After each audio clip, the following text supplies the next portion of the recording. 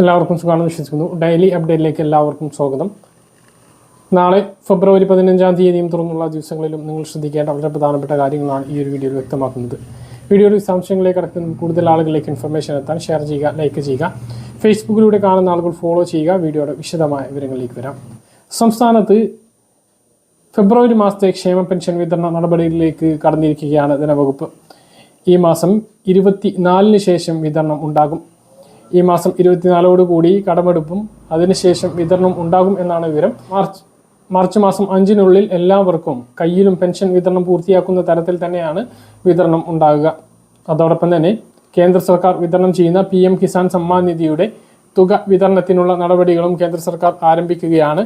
ഇതിനുവേണ്ടി വെബ്സൈറ്റിൽ പുതിയ സജ്ജീകരണങ്ങളെല്ലാം ഒരുക്കിയിട്ടുണ്ട്. നേരത്തെ മുടങ്ങിപ്പോയിട്ടുള്ളവർക്ക് ആ പ്രശ്നങ്ങളെല്ലാം പരിഹരിച്ച് പുനഃസ്ഥാപിക്കുന്നതിന് വേണ്ടി എന്തുകൊണ്ടാണ് മുടങ്ങിയിട്ടുള്ളത് എന്ന് സിമ്പിളായിട്ട് നോക്കാൻ കഴിയുന്ന രൂപത്തിലുള്ള മാറ്റങ്ങളാണ് വെബ്സൈറ്റിൽ ഒരുക്കിയിട്ടുള്ളത്. സ്വമേധയാ സറണ്ടർ ചെയ്യാനുള്ള അവസരവും ഇപ്പോൾ PM കിസാൻ വെബ്സൈറ്റിലുണ്ട്.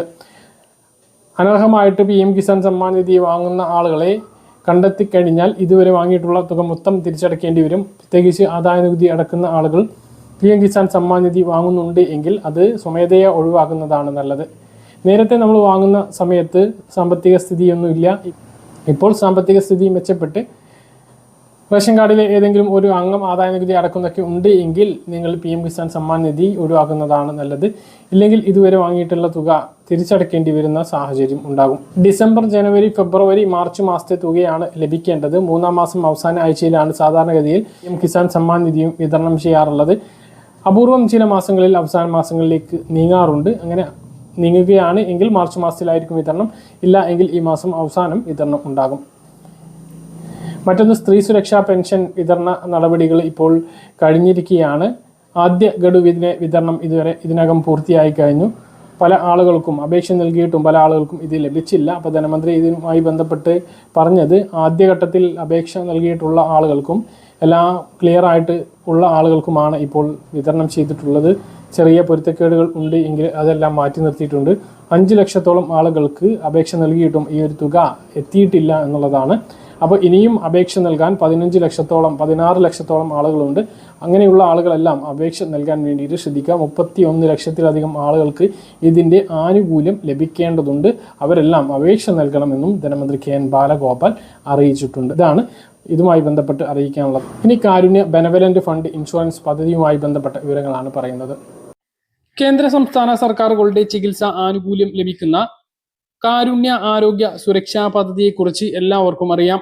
പ്രധാനമന്ത്രി ജൻ ആരോഗ്യ യോജന പദ്ധതി സംസ്ഥാനത്ത് സ്റ്റേറ്റ് ഹെൽത്ത് ഏജൻസിയുടെ കിയോസ്കുകൾ മുഖേന കാരുണ്യ സമഗ്ര ആരോഗ്യ ഇൻഷുറൻസ് പദ്ധതിയായിട്ടാണ് നടപ്പിലാക്കുന്നത്. ഇത് പ്രകാരം 5 ലക്ഷം രൂപയുടെ ചികിത്സാ സഹായമാണ് ഇതിൽ അംഗങ്ങളായിട്ടുള്ള ആളുകൾക്ക് ലഭിക്കുക. എന്നാൽ പലപ്പോഴും ഇതിൽ അംഗങ്ങളല്ലാത്ത നിരവധി പേർ സംസ്ഥാനത്തുണ്ട്. പാവപ്പെട്ട ഒരുപാട് പേരാണവർ.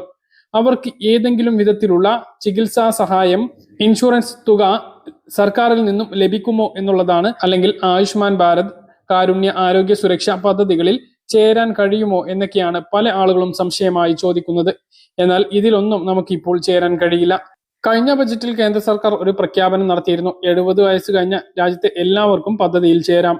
ആധാർ കാർഡ് അടിസ്ഥാനമാക്കിയാണ് ചേരേണ്ടത്. ആധാർ പ്രകാരം അത് ചേരാവുന്നതുമാണ്. പക്ഷേ നമ്മുടെ സംസ്ഥാനത്ത് അത് നടപ്പിലാക്കി തുടങ്ങിയിട്ടില്ല. ഇതിൽ കേന്ദ്ര സർക്കാർ സംസ്ഥാനങ്ങൾക്ക് ഒരു വ്യക്തത വരുത്തി നൽകാത്തത് കൊണ്ടാണ് അത് തുടങ്ങാത്തത്. നിലവിൽ ഈ കാർഡുള്ളവർക്ക് മാത്രമാണ് ഇപ്പോൾ കാരുണ്യ ആരോഗ്യ ചികിത്സാ പദ്ധതി പ്രകാരം അല്ലെങ്കിൽ ആയുഷ്മാൻ ഭാരത് പദ്ധതി പ്രകാരം ചികിത്സ ലഭിക്കുന്നത്. എന്നാൽ ഇത് സംസ്ഥാനത്തെ 46 ലക്ഷത്തോളം ആളുകൾ മാത്രമാണ് ഉൾപ്പെട്ടിട്ടുള്ളത്. ഇതിന് പുറത്തുള്ള ആളുകൾക്ക് ഏത് വിധത്തിലുള്ള സഹായമാണ് ലഭിക്കുക എന്നുള്ളതാണ് ഈ വീഡിയോയിൽ പറയുന്നത്.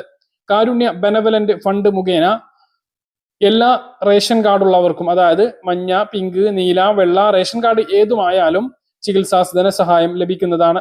സർക്കാർ ആശുപത്രികളിൽ നിന്നും കാരുണ്യയുമായി എംപാനൽ ചെയ്തിട്ടുള്ള മറ്റ് സ്വകാര്യ ആശുപത്രികളിൽ നിന്നും ഇതിന്റെ ചികിത്സാ സഹായങ്ങൾ ലഭിക്കുന്നതാണ്. പദ്ധതിയുമായി ബന്ധപ്പെട്ട വിശദമായ വിവരങ്ങളാണ് പറയുന്നത്.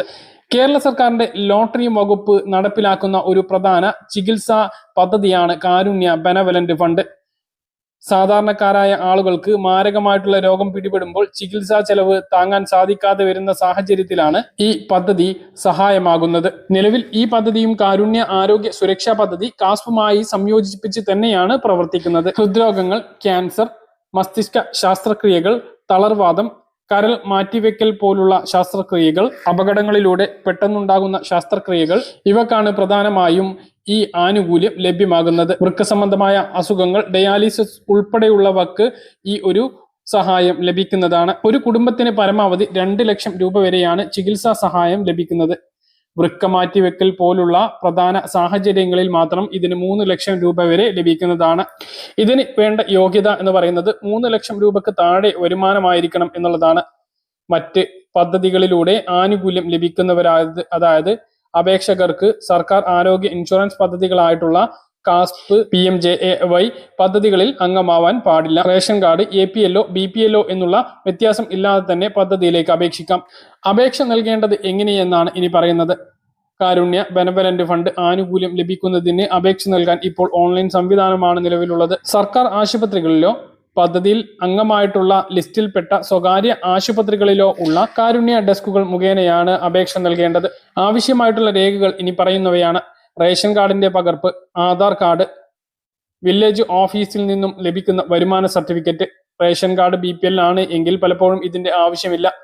ചികിത്സിക്കുന്ന ഡോക്ടർ നൽകുന്ന മെഡിക്കൽ സർട്ടിഫിക്കറ്റ്, ചികിത്സ ചെലവ് കണക്കാക്കിയിട്ടുള്ള റിപ്പോർട്ട്, അതായത് മെഡിക്കൽ എസ്റ്റിമേറ്റ്, ഇവയാണ് ഈ പദ്ധതിയിലേക്ക് അപേക്ഷിക്കുന്നതിന് വേണ്ടി വേണ്ട രേഖകൾ. ഈ തുക നേരിട്ട് രോഗിക്ക് പണമായി നൽകുകയല്ല ചെയ്യുന്നത്. പകരം നിങ്ങൾ ചികിത്സ തേടുന്ന ആശുപത്രിക്ക് സർക്കാർ നേരിട്ട് പണം കൈമാറുകയാണ് ചെയ്യുന്നത്. സർക്കാർ ആശുപത്രികളിൽ നിന്നും മെഡിക്കൽ കോളേജുകളിൽ നിന്നും ഈ സേവനം സൗജന്യമായി ലഭിക്കും. സ്വകാര്യ ആശുപത്രികളിൽ ഈ പദ്ധതി എംപാനൽ ചെയ്തിട്ടുണ്ടോ എന്നുള്ളത് മുൻകൂട്ടി പരിശോധിക്കേണ്ടതാണ്. അവിടെ നിന്ന് മാത്രമാണ് ഈ ആനുകൂല്യം ലഭിക്കുക. സ്വകാര്യ ആശുപത്രികളിൽ ഈ പദ്ധതിയിൽ എംപാനൽ ചെയ്തത് മാറിക്കൊണ്ടിരിക്കും. അതായത് മുമ്പ് ലഭിച്ചിരുന്ന ഹോസ്പിറ്റലുകളിൽ ഇപ്പോൾ ലഭിച്ചോണം എന്നില്ല.